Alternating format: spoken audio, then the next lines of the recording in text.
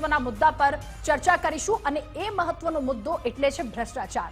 ભ્રષ્ટાચાર દિવસે ને દિવસે વધી રહ્યો છે ત્યારે ભ્રષ્ટાચાર મુદ્દે ભાજપ અને કોંગ્રેસ હવે આમને સામને આવી ગયું છે. કોંગ્રેસના નેતા વિમલ શાહના ગંભીર આરોપ લાગ્યા. વિમલ શાહે આરોપ લગાવ્યા. એએમસીના પૂર્વ પ્રભારી ધર્મેન્દ્ર શાહની સામે આ આરોપ લાગ્યો છે. મેયરની ચેમ્બરમાં આ ભ્રષ્ટાચારનો વહીવટ થતો હતો. વિમલ શાહે પોતાના આરોપમાં વાત જણાવી છે અને સાથે મેયરની એન્ટી ચેમ્બરમાં તેઓ વહીવટ પણ કરતા હતા. ત્યારે ભ્રષ્ટાચાર કે જે રાજ્યમાં આખો સડો વ્યાપી ગયો છે અને આરોપ તેમણે શું કર્યા છે એ સૌપ્રથમ સાંભળી લઈએ.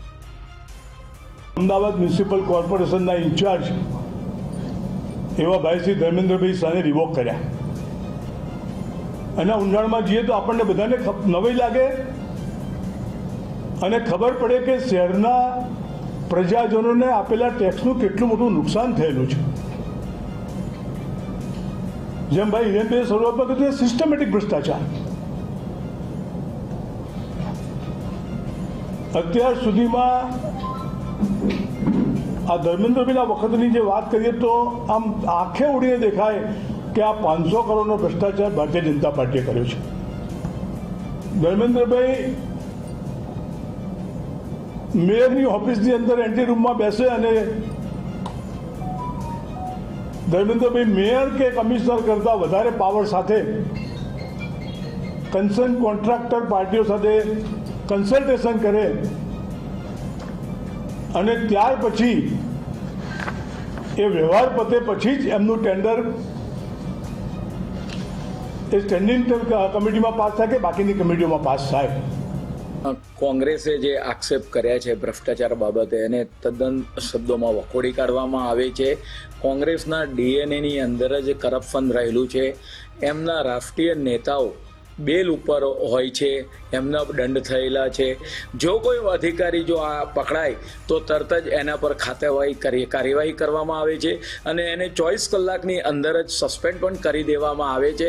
એટલે કોંગ્રેસના અહેમદસિંહભાઈ તદુપરાંત બિમલભાઈ શાહે જે ખોટા આક્ષેપો કર્યા છે કે કોંગ્રેસ શા માટે એમને પોતે મનોમંથન કરવું જોઈએ કે પ્રજાને શા માટે એમને સત્તાથી દૂર રાખ્યા છે, તો એનું એક જ કારણ કે જ્યારે એક સત્તામાં આવે ત્યારે કરપ્શન કોંગ્રેસ કરતી હોય છે.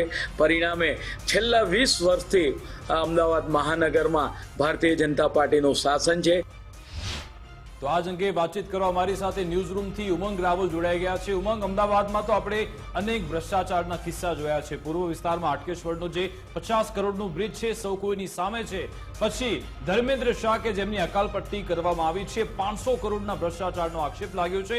અને હમણાં જ તમે જે 3-4 દિવસથી રિપોર્ટિંગ કરી રહ્યા છો, જે ભોજક જેને ઝડપવામાં આવ્યો છે, 20 લાખની લાંચ માંગતા ઝડપવામાં આવ્યો છે.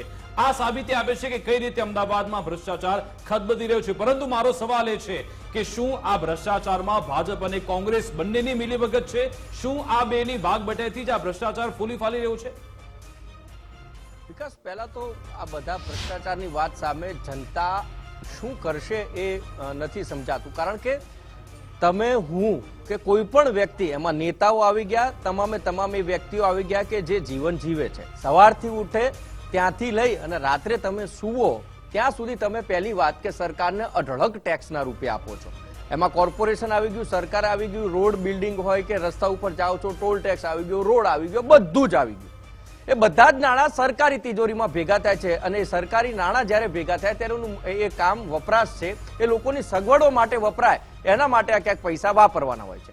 તેમ છતાં પણ કોઈ પણ પક્ષ હોય એ અધિકારીઓને છાવરે છે એટલા માટે જ અધિકારીઓ ભ્રષ્ટાચારમાં આળોટી રહ્યા છે અને એના જ કારણે એમના 4 હાથ હોવાના કારણે આ ભ્રષ્ટાચાર અધિકારીઓ જેના હાથમાંથી જે રંગે હાથ પકડાય ત્યારે 20 લાખ રૂપિયાના ઘરે જાવ ત્યારે 70 લાખ રૂપિયા. તો અમદાવાદની વાત છે, રાજકોટ કે ની ઘટના કઈ બહુ દૂરની નથી અને લોકો હજી ભૂલ્યા પણ નથી. આવા સાગઠિયાઓ ઘણા બધા છે, આવા ભોજક પણ ઘણા બધા છે.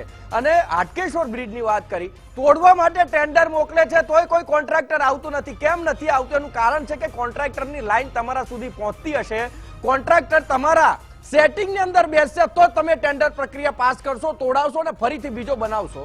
40 કરોડ રૂપિયા કે 50 કરોડ રૂપિયાનો એક વખત બનાવે અને 30-40 કરોડ રૂપિયા તોડવા માટે આપશો, પાછા બીજા 40-50 કરોડ રૂપિયા તમે બનાવવા માટે આપશો. એટલે મૂર્ખ સમજી બેઠા તમે જનતાને. યાર, શેના માટે તમે ટેક્સના પૈસા લો છો? એક વખત તોડો બનાવો અને અધિકારીઓ ફાઇલો પાસ કરવા માટે હવે રાજકારણ કરશો તમે કે અમે નથી કહેતા અમારા શાસનમાં નથી થયું.